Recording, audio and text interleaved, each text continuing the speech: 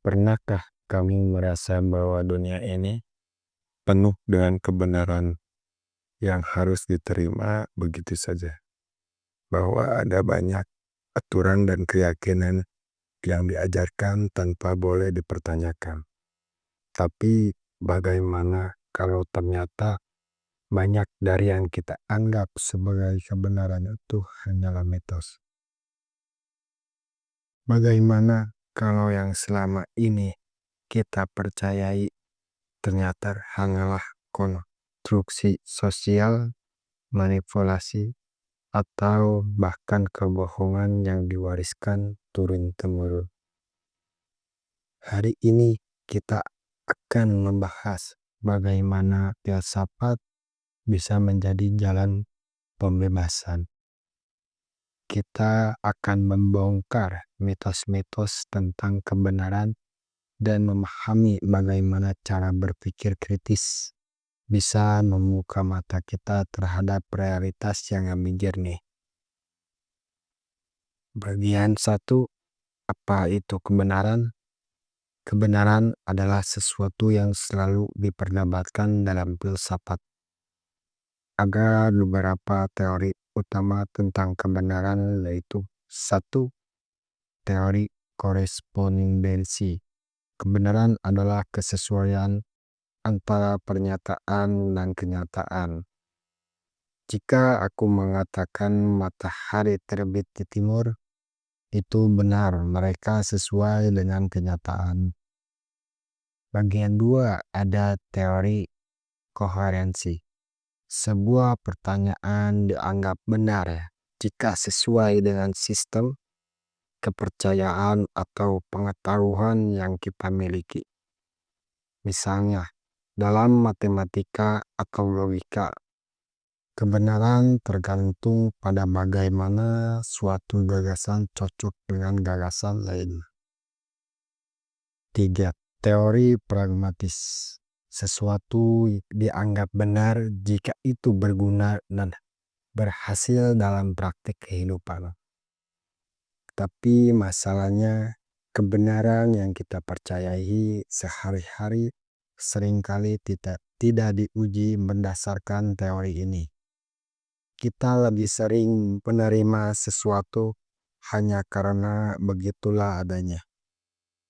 Bagian 2, bagaimana mitos kebenaran terbentuk. Sepanjang sejarah, manusia seringkali menciptakan kebenaran untuk mengontrol atau mengaruhi cara berpikir masyarakat. Misalnya, dulu orang percaya bahwa bumi adalah pusat alam semesta. Ketika Galileo mengatakan sebaliknya, dia dianggap sesat, dan banyak sistem kepercayaan mengatakan bahwa beberapa kelompok manusia lebih unggul dari yang lain. Padahal itu hanyalah konstruksi sosial yang dibuat untuk kepentingan tertentu. Di dalam politik, banyak propaganda yang membentuk opini publik dengan menyajikan kebenaran yang telah dimanipulasi. Mitos-mitos ini bertahan karena diterima tanpa pernyataan.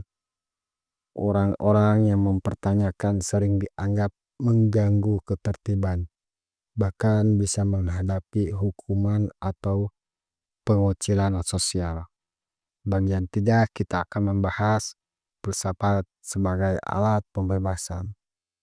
Filsafat adalah yang bisa kita gunakan untuk membebaskan diri dari mitos kebenaran.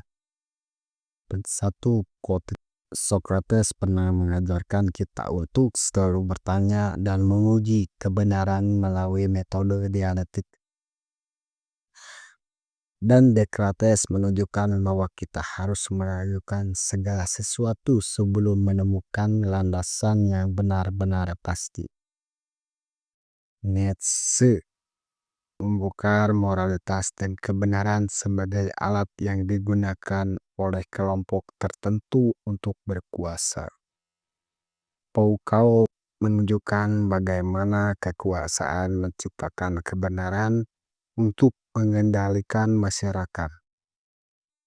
Dengan berpikir kritis, kita bisa membedakan mana kebenaran yang memiliki dasar rasional dan mana yang hanya sekedar mitos atau propaganda.